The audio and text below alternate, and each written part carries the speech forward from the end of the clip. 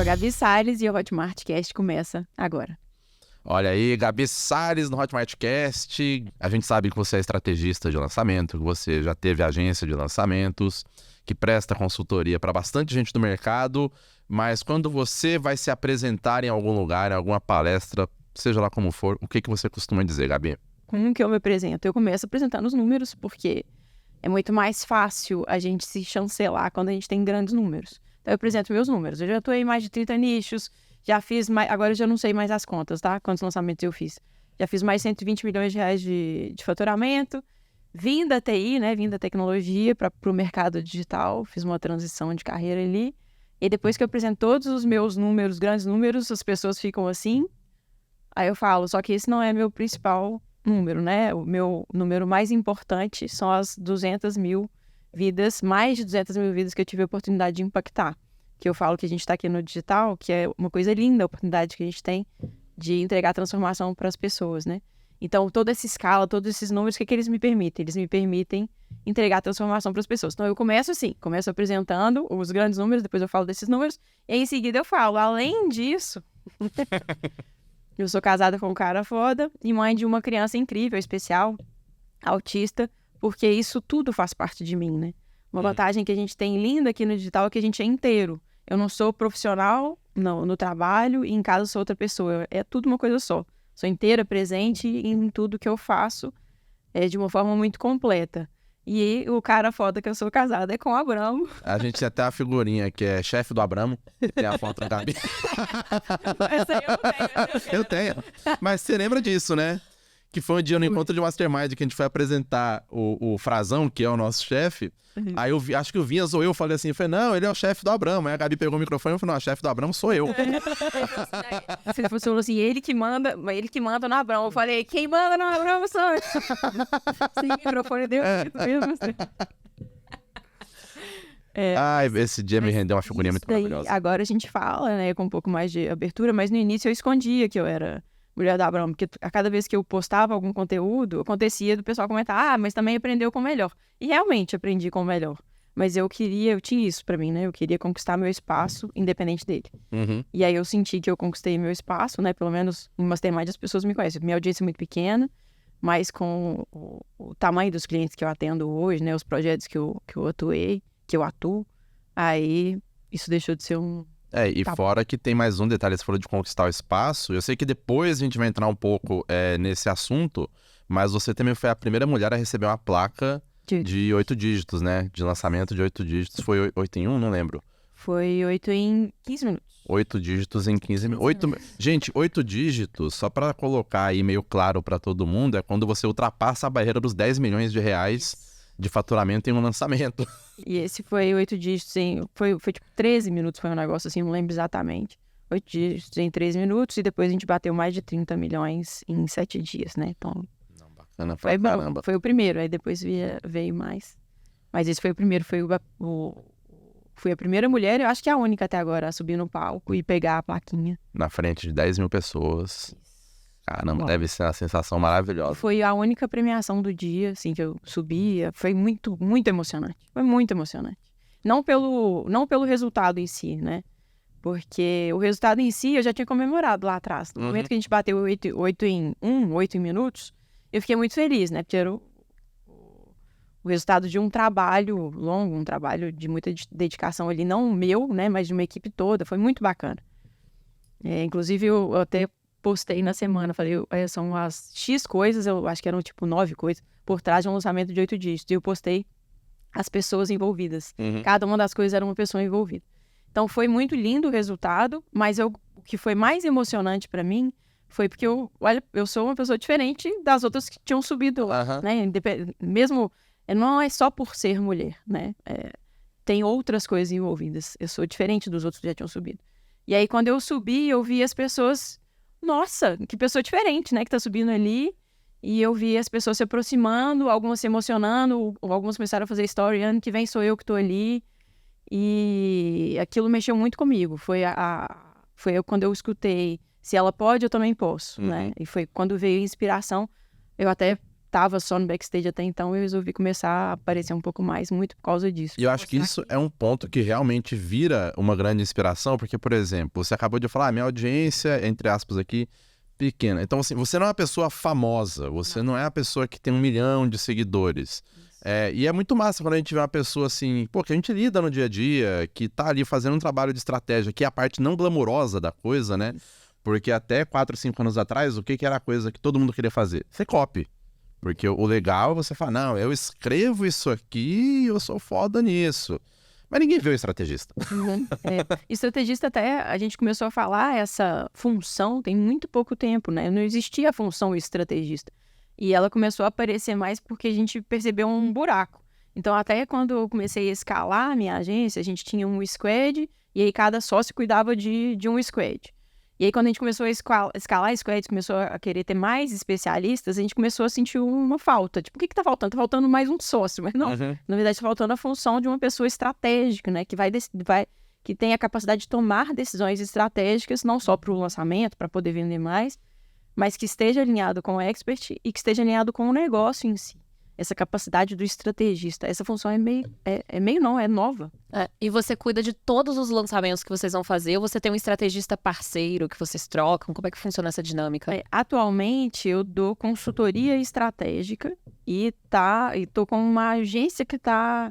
De novo, né? Porque eu já montei algumas empresas e agora eu tô, mais uma vez, começando um novo CNPJ. Então, nas consultorias, tem um estrategista que eu vou dando as direções, porque a consultoria ela tem início, meio e fim. Então, eu entro, treino, né, uma certa forma, e aí a pessoa depois ela consegue atuar sozinha. Mas dentro do que eu já passei de escala, né, de ter mais squads, você precisa ter uma pessoa olhando pelo menos para um squad que vai atender 2 ou 3 especialistas ali. Voltando rapidamente num ponto, você falou do post que você fez das 9 coisas que fazem chegar a um lançamento de 8 dígitos. Eu não lembro se eram 9, eram mais pessoas, mas enfim. Eram mais pessoas, 18. Muitas coisas. Enfim, eram muitas gente. Mas, assim, pode até falar de pessoas mesmo nesse caso, mas pra você, quais são as principais coisas que fazem acontecer um lançamento de 8 dígitos? Cara, eu tenho que tomar muito cuidado para falar isso, porque a gente gosta muito de encorajar as pessoas de que elas não precisam de uma grande audiência para poder estar no digital. Então, às vezes, a gente fica mirando o grande resultado, então eu tenho muito cuidado para falar isso, porque eu sei que a gente não está falando só com grande aqui, a gente está falando, inclusive, com quem está querendo entrar no digital, né? Mas, de fato, o 8 dígitos, ele está por trás um expert que se importa, um expert que conhece a audiência dele, não só conhece, mas se importa, conhece, se conecta e sabe como que a gente vai gerar conexão e vai conversar com profundidade com essa audiência. Tem uma estratégia muito bem desenhada por trás, com um time muito, né, alinhado, que faz as coisas com muita intencionalidade. E tem também a escala, ela tem audiência, ela tem volumes grandes, ela precisa ter muita gente envolvida. Não adianta eu querer achar que eu vou bater 8 dígitos com quem está começando. Não é porque isso acontece. Às vezes as pessoas têm até uma audiência legal, mas me contratam e falam assim, eu quero te contratar para me dar consultoria porque você fez 8 dígitos com fulano lá e eu quero que você faça comigo. Não é assim, né? Primeiro que tem uma construção muito grande anterior. E 8 dígitos ele é resultado de um trabalho, não é resultado de uma consultoria. Ele é resultado de um trabalho muito maior e que envolve a audiência. E eu falo também que o expert de 8 dígitos, ele faz o que tem que ser feito. Com muito cuidado também nessa fala aí. Porque quando a gente fala faz o que tem que ser feito, a gente afasta a galera que tem tem IRC com o mercado digital. Assim, eu não quero ficar falando, não quero ficar vendedor, eu não quero ficar fazendo não sei quantos criativos de venda, compra a qualquer custo. E a boa estratégia, ela não é isso, não é compra a qualquer custo. A boa estratégia, quando o expert entende o que está ali, ele se envolve e ele quer fazer acontecer junto, porque ele acredita naquilo, exatamente porque ele se importa com a audiência. Então, o bom estrategista, ele tem que encaixar a estratégia com quem o expert é, com quem a audiência é, ele tem o superpoder, que eu falo que é o superpoder da empatia, e consegue transformar isso em resultado. E aí, ele faz o que tem que ser feito, porque você precisa fazer o que tem que ser feito para poder ter resultado, mas não é seguindo um padrãozinho pré-formatado, não é para encaixotar ninguém. É muito pelo contrário, é entendendo em que momento que a pessoa está, em que momento que a audiência está, e usando as técnicas da empatia para poder ter mais resultados. As técnicas da empatia tem, enfim, a gente pode entrar nisso aqui. Mas tem alguns pilares, tem pesquisa, tem métrica, eu gosto muito de trabalhar com métrica, de escutar a audiência. São formas que a gente tem de escutar a audiência. Gabi, você acha que você consegue fazer essa conexão com qualquer expert? Ou tem critérios que você procura para entender se o potencial vai ser maior ou menor? Como é que você faz essa escolha? Esses critérios ou essas técnicas? Porque, assim, essas técnicas, elas servem para qualquer pessoa. Qualquer um. Inclusive, quem não tem audiência. Perfeito. Para quem está começando, quem está do absoluto zero. Quando eu comecei a pensar em produzir conteúdo, eu não tinha absolutamente nenhuma audiência, mas eu já tinha muita clareza de que eu precisava entregar a transformação para alguém. Né? Eu não estou ali para... Não é sobre mim, é sobre entregar a transformação para o outro. Lógico que minha personalidade tem que estar envolvida nisso. Aí eu acompanhei um lançamento do início ao fim e eu li absolutamente todos os comentários. Os comentários das lives, os comentários dos vídeos, tudo que aparecia de comentário, e eu fui mapeando o que as pessoas colocavam ali. O que era desejo, o que era dor, o que elas queriam fazer. E era um concorrente, apesar de que eu não acredito muito em concorrência. Era uma pessoa que eu, me inspirava, e eu transformei isso em métrica, transformei isso em informação, em inteligência, para que eu pudesse começar a produzir conteúdo, né? Foi o primeiro passo. Eu não tinha audiência nenhuma, mas eu tinha acesso a métricas, a informação, métricas. Dados, inteligência e informação para eu conseguir pelo menos começar, sabe? E aí depois tem um tanto de outras técnicas. Curiosidade, por que você não acredita em concorrência? Eu não acredito em concorrência porque pessoas compram de pessoas. Então, eu produzir o mesmo conteúdo que você já é diferente, porque eu sou eu, você é você. E o simples fato, por exemplo, hoje o fato de eu ter um filho especial, e às vezes eu falo sobre isso, eu atraio um tipo de pessoa que se conecta com isso. Não precisa ter um filho especial para se conectar comigo, mas o fato de valorizar família. Então eu trago muito que o meu sucesso, né? O sucesso, ele está muito atrelado a quem eu sou. Porque é diferente de... A vida inteira eu escutei que ou você vai ter sucesso profissional, ou você vai ser família. Se dedicar à família, né? Vai se dedicar à família. E eu, na verdade, eu descobri que é o oposto, é o contrário. Quando eu sou inteira e presente em tudo na minha vida, né? E eu trago a minha personalidade, a minha essência para o trabalho, eu tenho mais sucesso profissional. Porque as pessoas se conectam com isso. Isso eu não estou falando só para produzir conteúdo, não. Eu fechei grandes contratos de lançamentos imensos. O Samerage foi um deles, que me chamou para trabalhar como consultora estratégica no projeto, justamente porque eu sou eu. Porque eu tenho a minha carga. Então, né, de ser mãe, de ser mulher, enfim.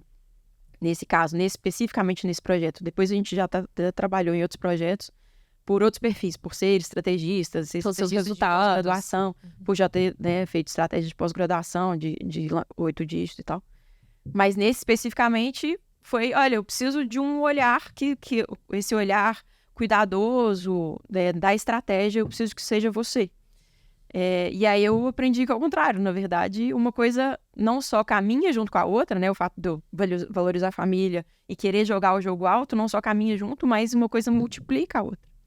É bacana, né? Porque a identificação, ela gera essa aproximação para novos negócios, né? Você falou do nome do Summer, que inclusive o Summer já participou do Hotmartcast no Fire. Quem quiser depois maratonar nossos episódios aí, por favor, maratone, tem muita coisa. A gente já tem mais de 45 episódios no ar, são mais de 3 milhões de views, então acho que a galera tem gostado. É muito tempo de Clayton, né, na tela. Nossa senhora. Não é à toa que agora a gente tem essa coisa que a gente dá uma variada, tem vezes que não vem o Abramo, tem vezes que não vem eu, sempre colocando ali um rosto novo. E Gabi, tem um ponto aí que, assim, às vezes alguém que não conhece tanto da sua história deve achar que simplesmente um dia você acordou entendendo dessa coisa lógica de você saber desconstruir um padrão de um lançamento e falar, cara, isso significa isso, esse comentário significa isso. Você teve uma carreira antes de entrar pro digital. Tive uma carreira longa, 14 anos. E essa carreira foi no quê? Foi de tecnologia. Eu sou formada em ciência da computação e engenharia de software. Coisa fácil. Tranquilo. Nossa, e assim, foi uma faculdade difícil, sabe? Foi uma luta interna, assim. Porque eu achava que eu tava largando o que eu tinha construído. E, na verdade, eu descobri que eu não tava largando. Eu falo que absolutamente tudo vira repertório, né? Então, os 14 anos de tecnologia viraram repertório para o profissional que eu sou hoje. Não tem isso de abandonei, joguei fora e vou começar de novo. Não, inclusive no digital isso é muito legal. Isso tem muito a ver com a questão de não ter concorrência. Você nunca chega no mesmo ponto que a pessoa, você tem uma carga, né? E você pode aproveitar isso de uma forma muito positiva. Eu atuei em mais de 14 anos com tecnologia, fui desenvolvedora, analista de negócios, analista de requisitos, gerente de projeto.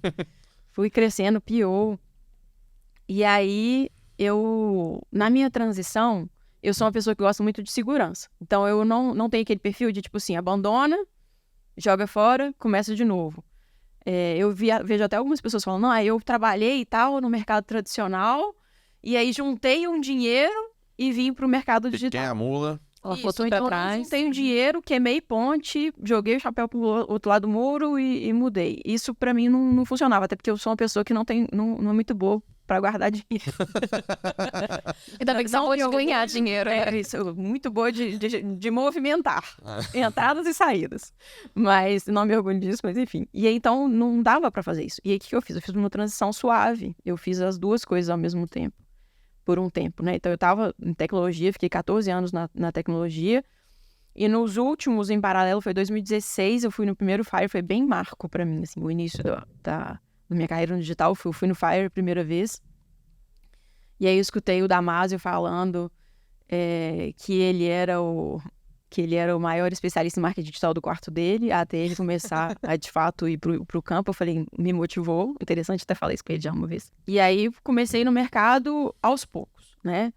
Eu tinha aquela inquietação de querer fazer alguma coisa diferente. Até mesmo quando eu estava na tecnologia, eu estava lá desenvolvendo, aí eu ficava sabendo sobre um BI. Nossa, que legal, BI, eu quero desenvolver. Sabe aquela de querer querer criar coisas? Sempre fui uma pessoa de querer criar coisas. E aí, no digital, eu falei, nossa, a possibilidade que eu tenho é um mar aberto, tipo, sem teto, sabe? Porque por mais que eu tivesse na tecnologia a possibilidade de criar coisas, eu estava numa empresa como CLT, tinha um teto ali. Não era o seu negócio, né? Não era o meu negócio, eu até poderia ter alguma coisa ali, mas é diferente, né? Eu sentia que tinha um teto em cima da minha cabeça. E aí, o digital era um universo de possibilidades. E aí eu comecei a atuar, eu peguei foi a colega de igreja da minha mãe, ela estava fazendo crochê em casa, ensinando para as amigas. E aí eu fui num sábado para casa dela, gravei um tanto de vídeo com ela, fui estudar, fuçar, não sabia nada, absolutamente nada. Fui estudar SEO de YouTube e fiz uns vídeos com ela, a gente aproveitou, fui ver no Google Trends como é que tava, o Amigurumi estava subindo, e aí estava subindo realmente as pesquisas. E a gente conseguiu bater 120 mil visualizações em pouco tempo. Caramba. Aí foi quando eu chamei o Marcelo Távora. Uhum. E aí eu falei, vamos lançar, né? Essa especialista deu certo. A gente investiu acho que 8 ou 9 mil, voltou 64. Olha isso. Foi isso. E eu falei, olha, tem uma coisa aqui, só que ao mesmo tempo, só que não dava ainda para eu abandonar a minha carreira de tecnologia. Então eu fui em paralelo, a gente lançou depois espiritualidade, continuamos lançando por um tempo. Na hora que eu percebi que eu estava ganhando mais dinheiro no digital do que no mercado tradicional, né, de tecnologia, aí eu cortei os meus contratos no mercado de tecnologia. Então foi uma transição, eu falo que foi o cipó, sabe? E o pessoal fala de queimar ponte, então eu falo que eu tava num cipó que tava ruim, eu não tava feliz. Era uma empresa incrível, com pessoas incríveis, um ambiente super legal, super saudável, mas eu tava no lugar errado, eu sentia que eu tava no lugar errado. Uhum. Teve uma motivação muito forte, porque eu tava trabalhando muito, e foi quando eu perdi meu filho a andar, né, ele tinha um ano, um pouquinho antes de um ano, e eu tava trabalhando demais numa coisa que não me preenchia, era uma empresa muito legal, mas não me preenchia, eu sentia que eu tava no lugar errado. E aí eu cheguei em casa, de noite ele tava andando e eu tinha perdido. E aí eu me senti péssima, eu falei, eu preciso sair daqui. Foi quando eu comecei a movimentação. Então eu tava segurando um cipó que eu não tava feliz, apesar de ser um lugar legal. Mas eu não tinha coragem de soltar aquele cipó e se jogar, né? me jogar. Então eu busquei o outro, falei, deixa eu ver se tá seguro. Testei, não, tá seguro, beleza. Então tá dando dinheiro aqui, beleza, posso soltar. Então Eu falo até que a gente não precisa abandonar, às vezes tá ruim, não precisa abandonar completamente para dar o próximo passo. A gente não precisa soltar a caneta para ir para o próximo passo. A gente pode ir aos poucos, a gente pode ir com segurança. Eu não preciso jogar o chapéu pro outro lado do muro para poder seguir. Agora, o que eu preciso de ter um plano. Não adianta eu ficar parada no lugar infeliz só reclamando. Ficar sentado, né? Nossa, eu tô triste, eu sou uma vítima. Que a gente vira vítima, né? E vítima não faz nada, né? Vítima não dá o próximo passo. Então, eu sabia que não estava bom, mas eu comecei a traçar um plano para ir para o próximo passo. Quem diria que um dia você saiu pra filmar a mulher fazendo crochê, aí passa o tempo, você tá lá fazendo o lançamento do Whindersson Nunes, Ítalo Marcilli, Da noite pro dia. Samerage. É um passo de cada vez. Inclusive, a gente dá o primeiro passo para poder entender qual vai ser o próximo passo. Eu não tinha de jeito nenhum clareza de qual ia ser meu caminho. Eu fui caminhando. Só que como eu gosto de segurança, eu dei o primeiro passo para poder sentir. Dei o primeiro passo. Beleza, qual que vai ser? O caminho, ele vai aparecendo conforme a gente vai caminhando. E foi bem assim, eu dei os primeiros passos e as coisas foram aparecendo. Eu não tinha clareza de que ia acontecer. Gabi, você falou que você estava na área de tecnologia, toda essa experiência, o que te apoiou. E a área de tecnologia, a gente sabe que é uma área que tem muitos homens, é uma área ainda muito masculina. A gente fez uma pesquisa aqui na Hotmart no passado com a FGV, acho que o link vai estar disponível aí para vocês também.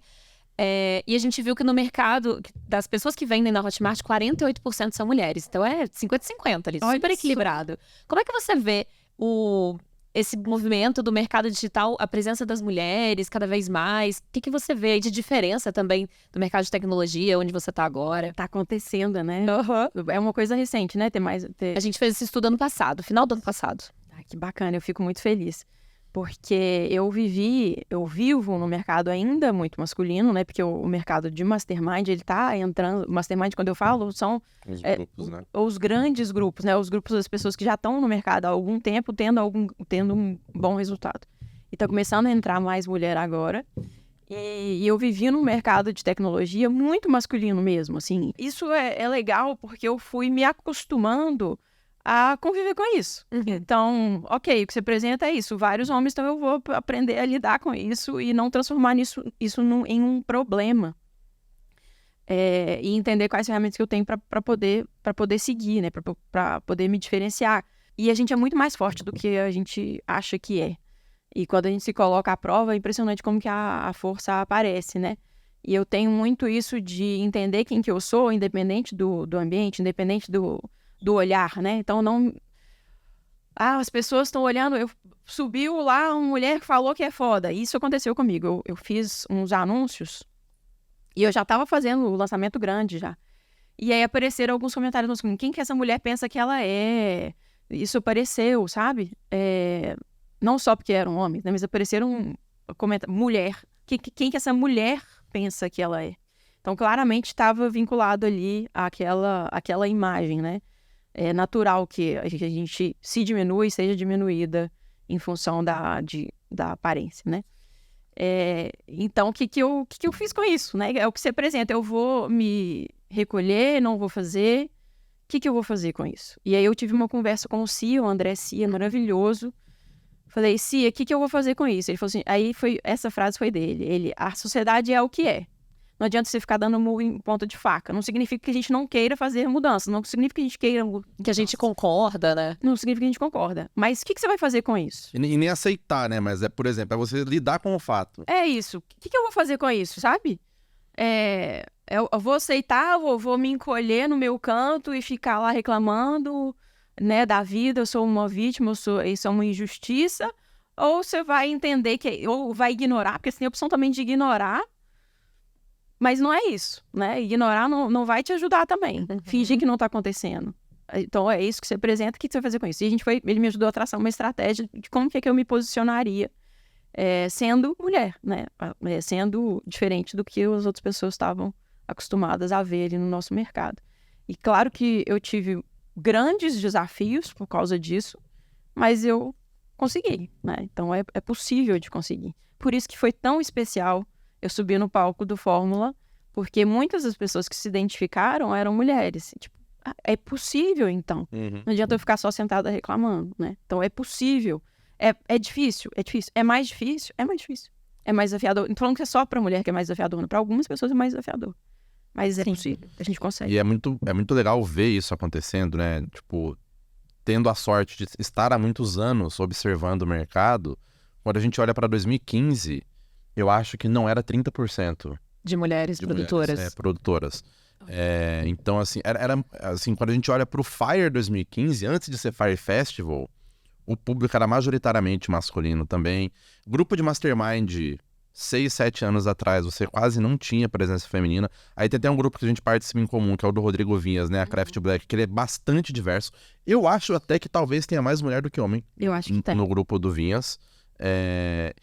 E acaba até meio que, assim, não deveria surpreender tanto a gente, né? Porque esse é um mercado que, normalmente, a primeira pessoa que vai trabalhar com quem empreende nesse mercado é o marido ou a esposa. Tipo assim... Agora, sabe uma coisa que eu percebi muito há alguns anos atrás, quando o mercado ainda era muito masculino, ainda era majoritariamente masculino, as mulheres estavam no backstage. Então, a primeira cabeça, depois do expert ou depois do CEO, sei lá, enfim, da frente, né, da cara da empresa, já era uma mulher. Então, às vezes era meio falso essa imagem, né, porque não é muito masculino, mas é porque o cara tá ali apresentando, apresentando a empresa, é o rosto, só que tem uma mulher regaçando lá atrás no backstage, fazendo tudo acontecer. E agora tem uma outra coisa também que a gente vê muito, são experts mulheres. Eu tenho visto muita expert mulher, porque esse perfil, né, do expert se preocupar, se conectar com a audiência e se importar com a audiência, é um perfil que as mulheres, elas estão mais acostumadas a viver com isso, né? De se importar, de olhar para o outro, de tentar tentar entender o que o outro está fazendo, o que o outro pensa, né? Essa até preocupação. mesmo se preocupar com a própria imagem, né? Que acaba sendo um peso ali que também vai acontecendo. Foi uma habilidade que a gente foi desenvolvendo ao longo dos anos, né? Então, é mais natural esse cuidado. Então, eu vejo muitas experts crescendo muito. Femininas crescendo muito. E a gente tem muita mulher também acompanhando o canal. Você falou que muitas mulheres se identificaram com você no Fórmula. E eu acho que muita gente que está acompanhando não teve a oportunidade de estar no Fórmula te ouvir. Tem alguma dica, alguma coisa que você gostaria de dizer para as mulheres que estão começando no mercado? Tem tanta coisa. Fica à vontade. Primeiro que a grande armadilha é a gente buscar a validação de quem está em volta, mesmo quando a gente acredita dentro da gente que aquele é o caminho. Eu estava conversando com um amigo mentorado meu, enfim, uma pessoa querida, sobre o início dele no digital, para tentar entender a diferença do meu início. Falei, como é que foi o seu início? Na verdade, são dois, né? São dois mentorados queridos, inclusive. O Fábio e o Paulo. E eles estavam falando sobre o início deles. Não, eu acreditava naquilo, ninguém acreditava, mas eu fui assim mesmo.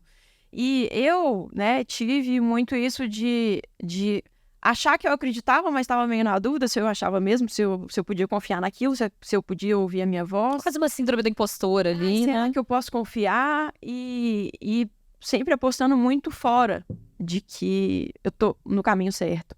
Então, eu tenho até uma coisa que eu fico me policiando às vezes, não é? Sabe aquele negócio quando a gente era criança? Se eu acertar ali é porque eu devia fazer aquilo. Se eu acertar 3... Não, então, errei. Não, mas eu vou tentar 3 vezes. Você fica esperando uma mensagem do universo de se você deve ir ou não.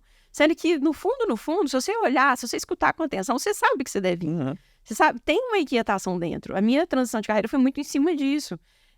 Eu sentia que eu estava no lugar errado, mas eu estava crescendo na minha carreira, eu estava ganhando cada vez mais. E aí todo mundo me elogiava. Nossa, que legal, você está crescendo, agora ganhou uma liderança, bacana. E eu tinha premiação também, né, do financeiro. Aí você fala, não, eu tô errada. Mas dentro, você sabe que não. O primeiro contato que eu tive com confiar em mim foi quando o César, né, meu filho, ele estava com 3 meses e ele quis desmamar. Ele teve uma confusão de bicos e quis desmamar. E aí o Olêmio Cabrão falou assim, não, isso aí eu já sei como que funciona. Eu vi fulano de tal, já vai desmamar. Tipo assim, já pode preparar que você vai... E eu sou aquela mãe que eu queria amamentar até 2 anos. Eu falei, não vou, eu vou. Aí ele falou assim, não, aí ele me apoiou. Ele falou, não, o que você quis decidir. E aí eu fiquei dias acordada de madrugada até eu conseguir fazer ele voltar pro peito. O que isso tem a ver com o digital? Parece que não tem nada, que mulher louca começou a trazer coisa de alimentação. Mas foi a primeira vez que eu falei assim, não, eu sei, é meu filho. Eu sei o que eu tô vivendo. A decisão é minha. Eu até conversei com uma amiga minha, ela falou assim, fecha o olho e decide. Eu fechei o olho, eu lembro, eu tava na poltrona de amamentação, fechei o olho e falei, eu vou amamentar esse menino. E eu sei que eu já tinha informação o suficiente para saber que aquilo era reversível, que eu poderia tirar o bico, tirar a mamadeira e que ele ia voltar a amamentar. Então eu falei, é isso que eu vou fazer.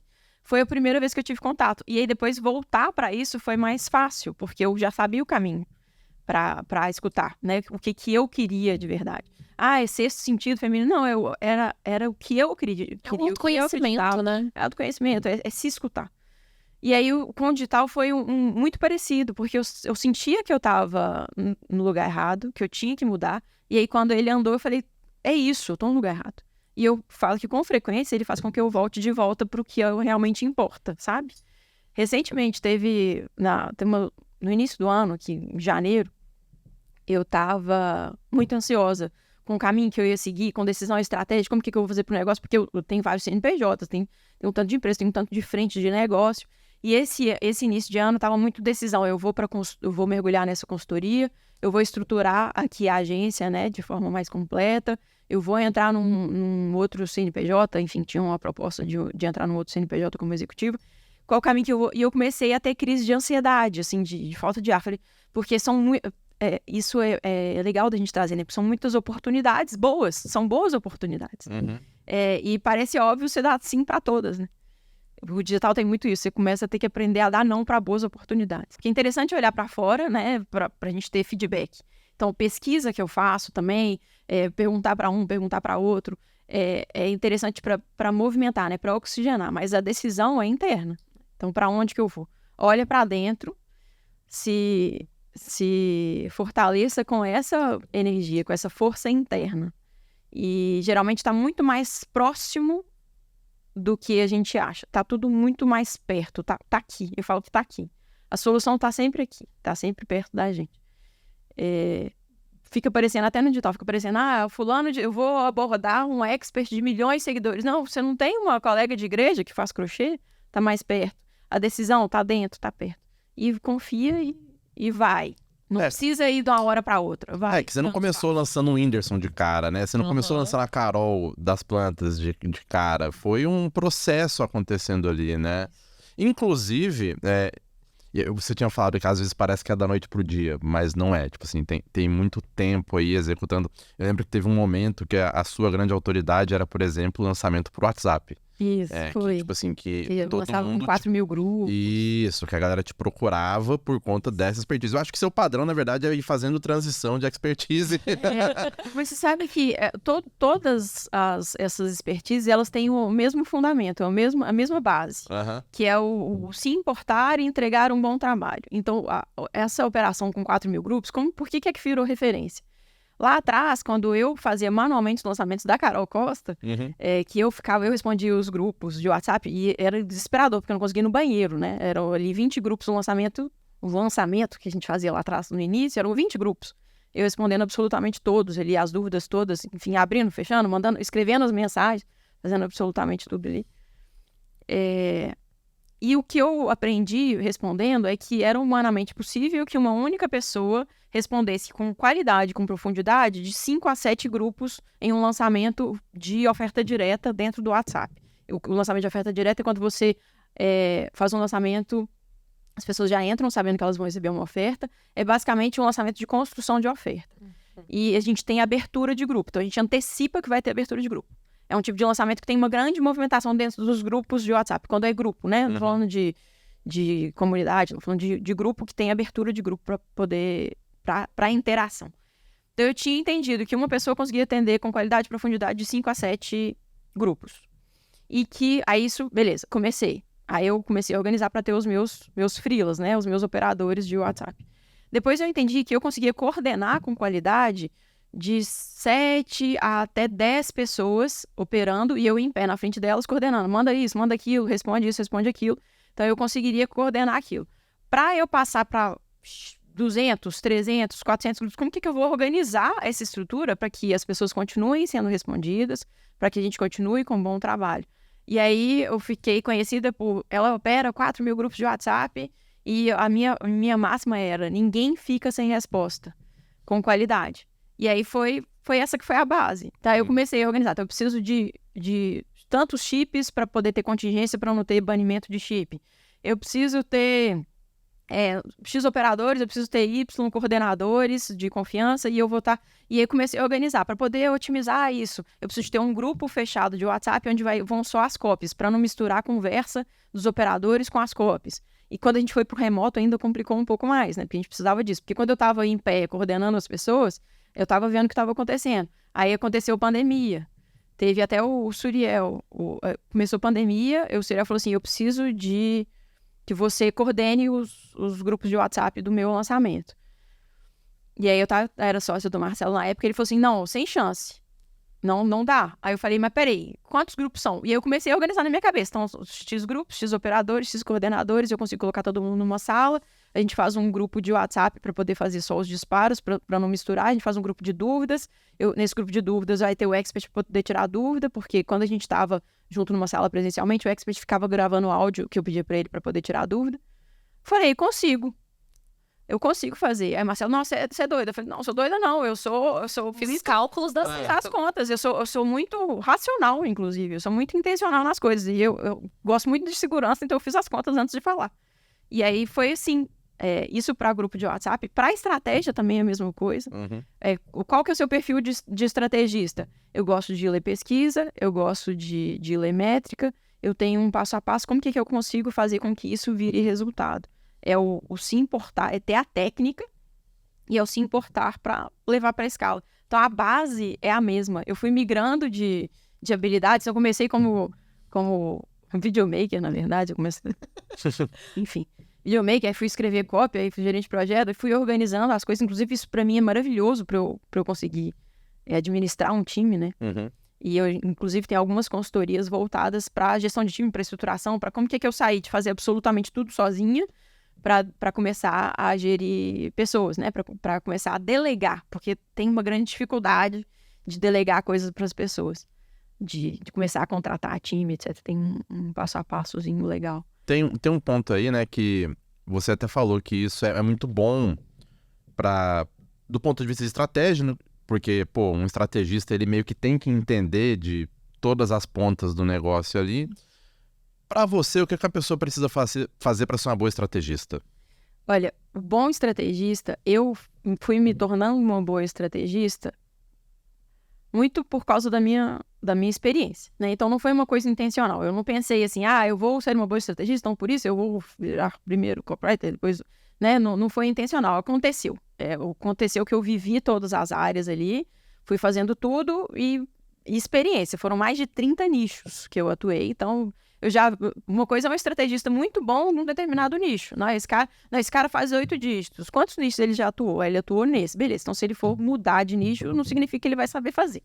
Então, eu ter atuado em diferentes nichos me ajudou muito.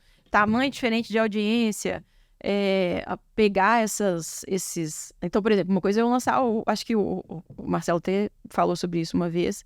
Eu acho que no podcast dele ele vai falar mais sobre isso. Que uma coisa é você lançar um expert com audiência muito grande, que tem um perfil específico e que não é professor. Outra coisa é você lançar uma Carol Costa, que é super subnichada, etc. Né? Tem uns perfis diferentes. Então, você viver isso faz muita diferença. Agora, o bom estrategista, hoje em dia, já tem a possibilidade de eu quero ser um bom estrategista. Porque agora já tem a consciência de que existe esse papel de estrategista. O bom estrategista é interessante que ele entenda como que funciona a operação como um todo, né, do que é possível da operação do lançamento, e entenda profundamente o expert. Então, é aquela pessoa que está muito próxima, ele tem muito empatia com o expert. A experiência é muito legal, mas você não consegue começar lançando 30 nichos de uma vez só. Então, é você se importar com o expert, se importar com a operação, se importar com a audiência. Então, você conseguir juntar as técnicas. A técnica da empatia, que é os 2 pilares. A técnica da empatia. Você entender profundamente isso e usar isso no dia a dia. Que é pesquisa, e aí a pesquisa em 4 pontos. Eu vou explicar quais são os 4 pontos da pesquisa. e as métricas, né? Então, você entendeu o tempo inteiro, você precisa estar lendo o que está acontecendo. E não é métrica, quem já está no mercado vai entender, não é métrica de debriefing, né? Porque eu falo que debriefing é autópsia. Quando você faz um lançamento e vai fazer debriefing, você está fazendo autópsia do que já era, não tem o que salvar. Não era. Fala, nossa, olha, deu errado, a gente deveria ter feito aquilo. Fica pro próximo. Nada, fica pro próximo, já gastou o dinheiro, né? Então isso é muito bom. Debriefing autópsia é muito bom. O próximo é debriefing autópsia. Então, eu olhei a métrica do momento zero, comecei a captação, o que as pessoas estão falando, o que está acontecendo, qual que é o custo da lead, as pessoas, e eu vou desmistificar. Primeiro, antes de falar dos 4 pontos da pesquisa, vamos desmistificar as métricas. Métrica fica parecendo um negócio, nossa, meu Deus, super complicado, quais são... Sabe, analytics, como é que eu vou, né? Pronto, já travei, não quero... Eu sou de humanas, o que eu faço? E é engraçado que eu sou muito ruim com número, mas eu sou muito boa com métrica. Mas por quê? Você tem que entender. Eu tô no shopping. X pessoas andam no corredor. Dessas X pessoas, algumas olham para a vitrine e se interessam por aquela vitrine. Naquela vitrine vai ter um vestido roxo e um vestido vermelho. Algumas vão se interessar pelo roxo, algumas vão se interessar pelo vermelho. Dessas pessoas, dessas X pessoas, um percentual, uma parte vai entrar na loja e vai perguntar sobre o vestido roxo. Algumas vão comprar, outras não vão comprar. Algumas vão experimentar e vão sair. Algumas vão experimentar e comprar o vestido roxo e também o vermelho. Então, você começa a entender o que é métrica. A pessoa, beleza, eu tenho X pessoas aqui, X pessoas, algumas entraram, outras... Você começa a entender que, na verdade, você está entendendo qual que é o caminhar que as pessoas estão dando. São informações. Então, talvez eu deveria colocar 2 vestidos roxos. Vamos testar. Vou colocar os 2 roxos. Entrou mais gente? Não, eu vou trocar agora. Vou colocar várias cores. E aí você vai testando e vai entendendo qual que é o comportamento das pessoas a partir daquilo. E dentro de métrica de lançamento, a mesma coisa. X pessoas se inscreveram no meu lançamento. Algumas estavam ao vivo comigo. A gente já tem aqui uma taxa de comparecimento. É simples. Algumas pessoas que estavam ao vivo compraram, outras pessoas compraram e não estavam ao vivo. Elas compraram, elas se inscreveram. Então, tem uma taxa de compra, de conversão, em cima dos que estavam ao vivo, e tem uma taxa de conversão em cima das pessoas que se inscreveram. Uhum. Pronto, a gente vai desmistificando métrica e vai entendendo que não é um bicho de 7 cabeças. Eu só preciso entender como que a minha lista, né, as pessoas, é sempre sobre pessoas. Uhum. As pessoas envolvidas ali, quando a gente entende que é sobre pessoas e não é sobre números, fica muito mais fácil da gente tomar decisão, fica muito mais ilustrativo e fica mais eficiente também da gente tomar decisões estratégicas. Eu vou desmistificando as métricas, entendendo o que eu preciso fazer, né? Então, converteu melhor eu colocar 2 vestidos na vitrine. Então, ok, então vamos colocar mais vestidos na vitrine. Converteu melhor esse tipo de chamada para poder as pessoas comprar o meu produto. Eu fiz uma antecipação, um anúncio de antecipação da live. Eu entrei ao vivo no Instagram antes de entrar no YouTube, fazendo uma live de backstage, mostrando, olha aqui, gerando conexão, porque Instagram é conexão, YouTube é mais conteúdo. Gerei conexão aqui no Instagram. Pessoal, tô aqui, vou entrar ao vivo daqui a pouco, esteja lá comigo. Aumentou X% a minha taxa de comparecimento. Pronto, a gente vai desmistificando métrica. Então, um bom estrategista, ele tem que entender isso, ele tem que entender que métrica é para ser olhado todo dia, não é para ser olhado no final do projeto. Você pode ter até alguns eventos ali, eu como sou gerente de projeto, né, tem alguns pontos de controle ao longo do projeto que você pode ir analisando as métricas, mas métrica é para você ter o dashboard, ou um BI, enfim, o que você tiver à mão de métrica, que seja abrir a ferramenta que você está usando para olhar os números, seja abrir o YouTube para poder ver quantas visualizações tem. Mas você tem que dar uma olhada nessas métricas todo dia, tentar tirar essas conclusões, porque ajuda muito. Em paralelo a isso, junto e combinado, a pesquisa. A pesquisa também é uma forma de ler a audiência. E a pesquisa aparece em 4 pontos. Primeiro ponto, pesquisa de audiência. Não tem audiência. Você vai dar uma olhada na audiência das outras pessoas, né? Então, o que as outras pessoas estão falando? Que pesquisa que eu posso rodar aqui? Então, foi o meu caso, que eu fui lá analisar o concorrente, li todos os comentários. Isso é uma forma de fazer pesquisa. Você conseguir quantificar minimamente aquilo também é interessante. Algumas pessoas falaram que tem a dor da transição de carreira porque elas estão num ambiente tóxico. Quantas pessoas falaram sobre isso? De 1.000 pessoas, eu tive 200 comentários sobre isso. Então, eu já começo a ter informação. Pesquisa de audiência. Se eu tenho audiência, eu vou rodar box de perguntas, enquete, formulário. Eu vou entregar alguma aula gratuita com o formulário no meio do caminho, etc. pesquisa de lead, ou seja, pessoas que se inscreveram no seu evento, seja o evento de lançamento, enfim, pessoas que se inscreveram e estão interessadas para dar o próximo passo. Ainda não compraram, mas se interessaram pelo seu conteúdo mais denso. E essa pesquisa de lead ajuda muito a gente a direcionar dentro da estratégia. As pessoas que se interessaram por esse conteúdo mais denso, quem são essas pessoas?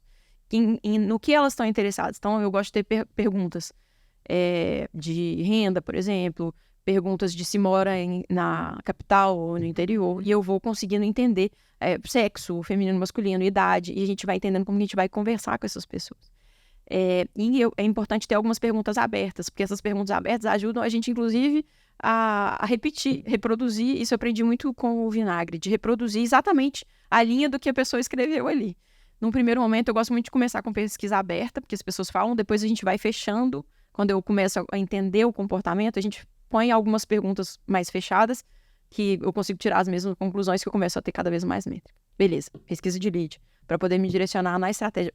A estratégia do lançamento do Whindersson, do primeiro lançamento do Whindersson, que foi o teste ambiente controlado, teve até uma palestra do Fire que eu falei sobre isso, que foi muito a partir dessa pesquisa de lead. Que a gente tinha o grande desafio, né, que era um super influenciador, com um público enorme, que a gente não sabia se era um público comprador. Então, para eu conseguir pegar na veia dessas pessoas e me conectar com elas, eu li muito as pesquisas de lead das pessoas que estavam ali dentro. A gente fez um ambiente controlado para poder testar aquilo e rodou essas pesquisas. E é o que eu estou repetindo agora com o Samerage também.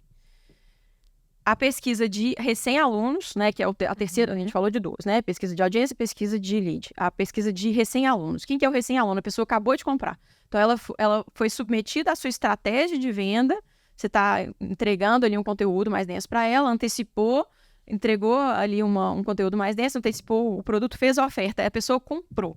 Aquela pessoa é a mais qualificada para você entender como que é a sua conversão, como que é o seu argumento de venda, como que a sua oferta funcionou ou não, né? Então, você vai pegar qual que é o perfil dessa pessoa. Eu sempre gosto de ter essas pesquisas nesses 4 pontos com perguntas em comum para eu conseguir comparar elas. Inclusive na mesma ordem, que a gente coloca lado a lado e vai vendo os gráficos, assim, é muito legal. Você compara, a pessoa chegou num ponto e foi até o final. É bem aquilo do funil do shopping, né? Uhum. Qual que é o perfil da pessoa que está no corredor, qual que é o perfil da pessoa que entrou, e a gente vai vendo, assim, é bem interessante. Porque eu consigo entender qual que é o perfil do público que acabou de comprar, porque esse é o tipo de conteúdo que atrai essa pessoa aqui, que para esse perfil, é o que eu preciso produzir para o meu conteúdo gratuito, pensando em trazer venda. Uhum. Até aprendi com o Yed que a pessoa o seu conteúdo que mais engaja, não necessariamente, na verdade, quase nunca é o conteúdo que vai trazer mais pessoas que vão comprar. Às vezes você vai produzir um conteúdo que vai super trazer um público que vai comprar, mas é um público que não vai engajar. Às vezes o público que compra não é o que engaja. Mas eu preciso saber qual que é esse público que compra, porque eu preciso ter esse conteúdo lá na ponta, né? Para eu conseguir trazer mais pessoas que são pessoas mais qualificadas, que é o público mais comprador. Beleza, então eu entendi qual que é esse público comprador aqui e vou tentar trazer mais gente igual. O lookalike desse público. Uhum. Vou tentar clonar esse público aqui. E assim, o lookalike de público é legal. Agora, eu entender o conteúdo é muito importante. Então, eu leio as respostas é muito importante. E aí, o quarto ponto de pesquisa é do aluno transformado. É o aluno que passou pela jornada, né, pelo curso, chegou no final. Porque além de eu saber se eu entreguei a transformação que eu prometi, eu preciso de ter isso, né? Se eu quero continuar jogando o jogo, se eu quero, né, seguir e estar trabalhando no médio, no longo prazo, eu também quero ter uma dica de esteira de produtos. Porque a pessoa comprou de mim, já confiou em mim, consumiu o meu conteúdo. Qual que é a dor nova que ela está sentindo agora? Porque a cada transformação que eu entrego, a gente gera uma nova dor. Ninguém tá perfeito 100% sem nenhum problema. Então, eu tenho uma dor aqui, dor 1, entreguei uma solução, eu tenho uma dor 2. Então, eu preciso saber qual que é a dor 2 para entregar outro produto. E aí eu começo a ter orientações de esteira de produtos para entregar outros produtos para essa mesma pessoa. Entende? Quando eu tenho os 2 pilares de métrica e de pesquisa juntos e combinados, eu tenho uma estratégia não só de uma boa estratégia de venda, de lançamento, de perpétuo, enfim, do que for. Não só consigo vender bem para essa pessoa, mas eu tenho uma estratégia de negócio. Eu tenho uma estratégia que tem esteira de produtos, que eu consigo trazer mais pessoas. Essas pessoas que compraram e gostaram vão trazer novas pessoas. Então, isso, do ponto de vista estratégico, é muito completo. No fim das contas, é sobre achar padrões de comportamento e de consumo para você tentar replicar daquele seu público ideal, né? E como que você sabe? Você falou de esteira, e eu acho que é um conceito que a gente traz muito, né? De esteira, mix, portfólio de produto, enfim. Quando as pessoas querem construir um negócio sustentável, não dá para ficar com um único produto, né? Elas precisam ter uma sequência ali de produtos. Como é que você equilibra qual é o momento de ter um produto de lançamento? Agora eu vou ter um perpétuo, vou trazer uma assinatura. Como é que você faz Isso, perfeito. composição? Primeiro, eu gosto de começar com um produto e masterizo. Eu falo que eu gosto de repetir e masterizar. Porque às vezes a gente começa querendo... Nossa, eu tenho várias ideias de produtos e são incríveis. Sim, com certeza. Especialmente quando eu percebi que no digital atrai pessoas que gostam de criar coisas, né? Isso de não querer ter o teto em cima da cabeça, de querer trazer, né, coisas novas e tal. Então, é natural que, nossa, eu tenho ideia de 8 produtos, aí não faz nenhum, né? Então, escolhe um e vai. Escolhe um de preferência que tem a ver ou com pessoas que já te acompanham, ou com pessoas que você tem clareza de que existe uma demanda. Então, começa pelo o mais fácil de colocar o pezinho na água e de ter resultado, porque o resultado talvez seja o principal motivador para a gente continuar. Então, o resultado, ele é muito motivador. Então, a gente começa pelo que aparenta, pelo menos, ser o mais garantido. Segue ele, masteriza, repete, masteriza. Beleza, deu muito certo. Aí, eu fazendo pesquisa, eu vou entender qual que vai ser o meu segundo produto. Agora, eu vou... Por medo, às vezes as pessoas começam pelo produto mais barato. Do ponto de assim, por orientação, eu gosto de começar não pelo produto mais caro, mas pelo back-end, né? Que é o intermediário ali, que é o curso de um ticket mais alto, a partir pelo menos de uns R$1.000 ali, que seja. Quer começar pela mentoria, melhor ainda, mas eu sei que tem muita gente que não tem coragem de começar pela mentoria. Eu, por opção, hoje em dia, lá atrás, eu começaria por mentoria, não por e-book. As pessoas gostam de começar por e-book. Eu não começo por e-book. Qual que é a armadilha do e-book? Ele parece que é muito fácil, né? Porque, eu vou escrever aqui, não precisa aparecer, é tranquilo e eu vou botar para vender. Qual que é o desafio? Para você conseguir escalar um produto para virar dinheiro de verdade, um produto baratinho, vai te dar um trabalho e não vai dar a motivação do resultado. Porque você, vendi um! Que legal! E agora? O que eu faço? Tem 100 mil pessoas, vende um. Aí, e qual que é a métrica? Validou ou não validou? Você precisa de um volume muito grande para você conseguir validar se você está no caminho certo ou se não está. Então, não é um bom caminho. Se conseguir começar pela mentoria, a audiência pequena, começa a produzir conteúdo ali, faz a oferta. Eu falo que a oferta é o melhor balizador de qual caminho que a gente deve seguir, porque converteu ou não converteu, fez a oferta, quem que comprou é o público qualificado, vou produzir conteúdo para esse público. Eu gosto de começar pelo ticket mais alto e depois a gente vai entregando outros produtos. Como que eu gosto de organizar a minha estratégia, tá? Não é sempre. Eu gosto muito de entender o momento do especialista, o momento do negócio, para poder entender. Eu tenho um objetivo no negócio e esse objetivo no negócio, ele me traz um objetivo no lançamento. Eu tenho um objetivo no negócio de crescer produtos e atender mais pessoas. Ok, o objetivo do lançamento vai ser outro. O objetivo do lançamento pode ser trazer mais dinheiro, pode ser awareness, pode ser, enfim, pode ter mais objetivos. Mas, via de regra, eu gosto de trabalhar com um lançamento do produto back-end, que aí a gente tem um esforço muito grande, a gente traz uma consciência muito legal da audiência, as pessoas conhecem o especialista. Quando a gente entrega o conteúdo de forma gratuita, a gente tem 2 gatilhos muito legais, que é a autoridade e a reciprocidade, porque ninguém entrega o conteúdo gratuito, às vezes, ao vivo, por horas e horas, se não sabe o que está fazendo. Então, ajuda muito a construir a autoridade, inclusive para quem não tem audiência. Para quem não tem audiência, eu gosto de fazer lançamento de conteúdo, porque eu convido as pessoas para consumirem um conteúdo gratuito. Então, a barreira de entrada é muito fácil, muito baixa, né? Então, eu vou lá consumir um conteúdo gratuito e, com isso, eu estou ajudando a crescer a minha audiência. Mesmo que eu não tenha audiência, eu estou trazendo as pessoas para consumirem conteúdo. Vou fazer a minha oferta. Se vendeu, joia. Se não vendeu, eu estou construindo audiência. Então, eu gosto de começar com o lançamento de conteúdo do produto back-end, que é o produto esse a partir de R$1.000. Geralmente é a metodologia, né? Metodologia, que são aulas gravadas, etc. Começa com back-end. E aí, para esse público que não comprou, se inscreveu, a gente oferece um produto mais barato. A gente faz o que a gente chama de downsell, né? Oferece um produto mais barato para conseguir rentabilizar, para colocar mais dinheiro em caixa. E mais do que isso, para poder trazer as pessoas para o meu próximo lançamento. E a pessoa comprou a primeira vez de mim um produto mais barato, eu vou colocar elas dentro da esteira, vou continuar trabalhando, vou entregar a transformação e vou oferecer em seguida o produto mais caro. Dentro daquela lógica de você não pode comprar o produto mais caro, mas eu quero te dar um primeiro passo rumo à transformação que você precisa. Bem nessa lógica aqui que eu gosto. Ah, Gabi, por que você não oferece o produto mais barato primeiro? Porque eu vou comer a minha demanda reprimida com o produto mais barato. Eu prefiro oferecer o mais caro primeiro. E aí, esse público que comprou o back-end, eu posso oferecer a mentoria ou posso ter a mentoria oferecida, né, em outros momentos. Em geral, é comum que a gente tenha primeiro o back-end, depois a gente vai criar a mentoria. O que eu gosto de fazer também é começar pela mentoria, e a mentoria eu estruturo para que ela seja o meu produto de back-end. Eu entrego ele e eu vou validar o meu método, só que eu sei que tem muita gente que não tem coragem de oferecer um produto de 10 mil já de cara, assim, 7 mil, eu não gosto de mentoria de 5. De cara, né? Então, prefere, é mais confortável, às vezes, fazer um lançamento semente, que você faz isso de convidar as pessoas para conhecerem um conteúdo, a pessoa compra ou não. Se ela comprou, você entrega o produto semente, porque se a pessoa comprou, você entrega. Se ela não comprou, você não. Gabi, e a gente tinha tocado bastante aqui no ponto de como a pessoa pode se tornar uma boa estrategista, né? Você acabou de dar uma aula de estratégia aqui. Assim... Eu tenho que tomar cuidado, porque na hora que eu vejo, eu tô no detalhe. Não, tá entregando mas foi tudo, incrível, né? Assim, a galera que edita o vídeo vai adorar, porque assim, já vai entregar um material aqui pra gente maravilhoso.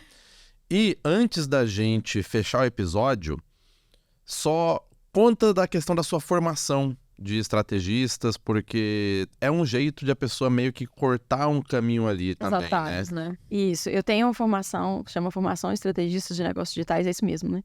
Eu podia falar isso? Eu tenho uma formação de estrategistas que eu ajudo as pessoas que, né, não têm a experiência que eu tive, e a ideia é justamente cortar, né, cortar o caminho, trazer toda a experiência que eu tive ao longo desses anos para a pessoa entender a estratégia. Para quem que é? É para quem quer ser estrategista, ou é para o especialista que não quer ficar na mão do estrategista, que não quer ficar na mão da agência. A gente percebe que é um mercado muito próspero, muito legal, mas que tem muita gente que não sabe fazer e que fala que sabe fazer, né? Isso acontece muito. Então, para o expert não ficar na mão, então ele entender mais de estratégia. Ou para o copywriter ser um copywriter mais estratégico, porque quanto mais estratégico você é, mais você tem chance de crescer na empresa que você está, mais você tem chance de montar a sua própria empresa. Então, é para a agência também.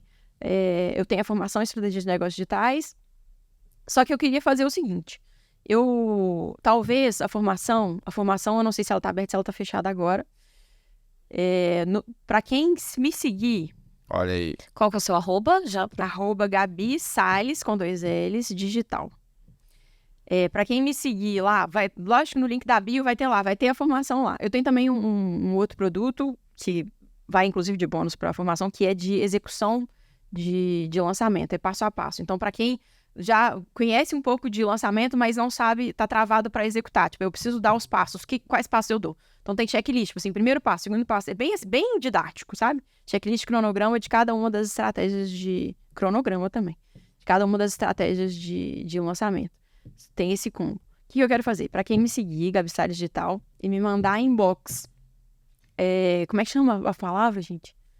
Fundamentos. Me manda a palavra fundamentos inbox. O que eu vou fazer? Eu vou liberar uma aula gratuita. Uma aula de fundamentos do digital, só que fundamentos que eu tô colocando. Ou seja, ele vai aprofundando. Ele começa desde o início lá, persona, esteira de produtos, jornada do cliente. Depois ele vai para perpétuo versus lançamento. Né? Legal. Escolher perpétuo ou lançamento. Depois de lançamento tem os tipos diferentes de lançamento. E depois recuperação a partir da estratégia. Ou seja, é uma aula, é 1h20, eu acho, de aula, que pega desde o início lá de fundamentos e vai aprofundando até para você se localizar. Se for iniciante, vai ser uma localização danada. E mesmo para quem já está avançado, ajuda muito a organizar, sabe? A organizar as ideias, entender o caminho, entender as estratégias. Porque dando consultoria para big players, eu vejo que mesmo a galera grande não tem ideia das estratégias. Não sabe, não tem acesso à caixa de ferramentas. Eu falo que estratégia é caixa de ferramentas. Não é um trem que você entra no trilho e vai do início ao fim. É um carro com GPS. Que você tem que, né? Pode ser que você tenha que mudar a rota. Para isso, você precisa ter a caixa de ferramentas, você precisa conseguir identificar as estratégias para você tomar as suas decisões. Então, para isso é interessante que você conheça a sua caixa de ferramentas. Então, fundamentos.